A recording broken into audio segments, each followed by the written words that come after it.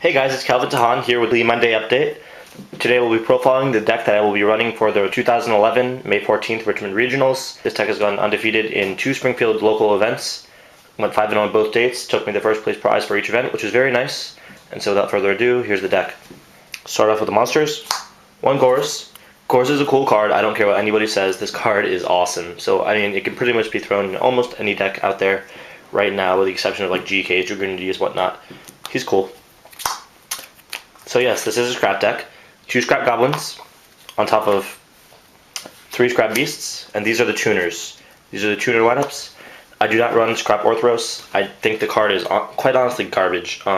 Many players think different things about it. I don't like it at all. I don't like Orthros, but I love these monsters just as they are. Goblin's great because he's always going to survive at least for one battle phase. You know, he'll save you against an OTK if he's set. So he's nice. He's kind of like Reaper in that sense, and they all have the secondary effect that gives you pluses. So that's cool. Scrap Chimera in 3s to get them out. Just 3 Chimeras. He's cool. He's pretty much a scrap dragon when you summon him, if you protect him properly. 1 scrap Golem, and I can run him, you know, at 1. He's nice. He's always going to be alive, more or less. If you give him the grave early, that's great. You know, there's never really going to be a time that I can't summon him because I run 2 Cyber Dragons, which, you know, it's a really easy scrap dragon or scrap twin on top of the tuner. You can tribute him for scrap Golem.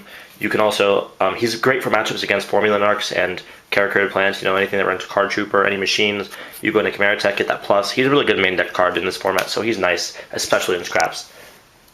Summoner Monk. This card can pretty much get out, you know, any level 4s you run by discarding a spell, which scraps have an insane amount of. And, you know, another level 4 I run that makes this deck what it is. 3 Donza Lug.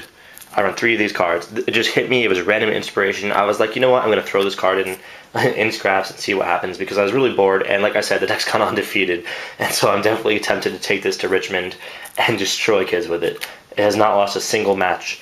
Green Kappa. This card, you know, I should note that it's a warrior. That'll be important later because I run reinforcements to the army, which you'll see right here. But Green Kappa gets awesome pluses if you set up for it properly. He's just a really cool card. You know, I side him out a lot, but game 1, I think he does enough work. So yeah, spells. Reinforcement of the army is great. Scrapyard at 1. I don't like 3 of them. A lot of people run 3 because, you know, they're afraid of GKs and they think, you know, Royal Tribute won't hit this, which is true, but Thunder King will. So it's pretty much what you're more scared of in the meta. And I don't care about GKs. I can play around them. I don't expect to lose to any GKs at Richmond. If I do, then, you know, it'll be in the tournament report.